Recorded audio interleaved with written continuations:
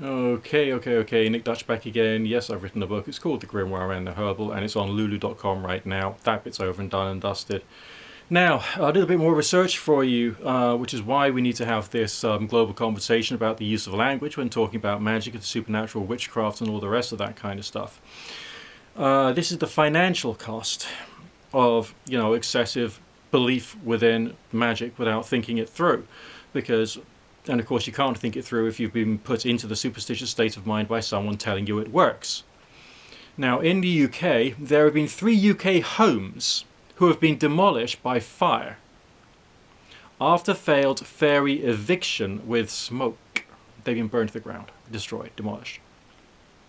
A Portland couple forfeited a $800,000 house in a haunted cleansing fire. So they believed it was haunted, they had a fire, and the whole thing burnt down, and it's all shit. Okay, they're doing it wrong. Okay, the paranoia which is being built up in these people is ending up causing problems as a result of the folk myths that we have associated with magic and witchcraft and ghosts and demons and all the rest of that. We have to try and find a way of breaking through here. And there were also in Nigeria some dodgy person who's going around removing curses, apparently, and 12 families have been bankrupted by this. So when people have been made convinced, there can be a lot of serious damage, all right? There's, the frivolous stuff that I do. Remember this, okay? I'm working as a professional tarot reader, and I am campaigning to try and stop people using the phrase magic works. I know it's odd, but sorry, there's such a thing as morality, which has to come first. Right, we got a story about a career disaster of a CEO who was fired after emailing staff astrological combat strategies.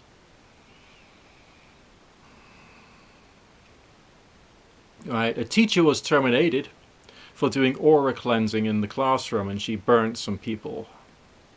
So she must have been doing like smudging or some shit like that, and it just didn't quite go down with the vibration of the whole, like, you're supposed to be there to teach people and educate people and that sort of thing, and it's a bit complicated, and anyway, it's vaguely religious, and that's a bit culturally charged and all that kind of stuff, so why are you doing it in the first place? Come on, you're crazy. And apparently 23 OnlyFans witches have been banned for hex demonstrations, which was a terms of service violation. Poor dears. So, with the OnlyFans thing, if they've got this thing against Satanism, witchcraft, demonism, and all the rest of that, then fine. They're an entertainment provider. They can have some rules in terms of service.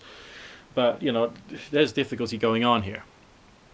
All right. Now we also had this a case of someone losing $2 million lost in a crypto animism coin scheme because they believed in the blockchain spirits. The blockchain spirits. The spirits of the cryptocurrency, the demons of the... Oh, crying out loud sake, this is getting ludicrous. Right, elderly couple drained of $400,000 on a service that was called Dragon Line Realignment. Hey presto, nothing happened. It didn't work.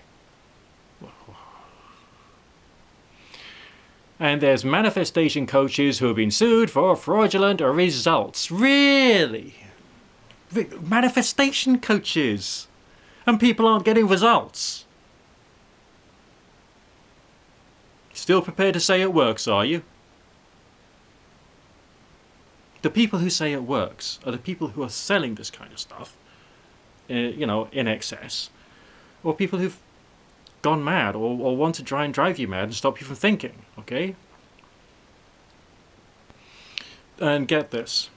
There's an increase up by 300% in recent years on ritual mortgage scams. There are magical bankruptcy things going on TikTok, and that's trending. And there's corporate jobs lost over public sigil misuse. Apparently there's a viral case going of a crystal healer who loses a condominium and spent tons of money on vibrational repairs. HOA fees. God almighty. What is this showing us? What is this showing us?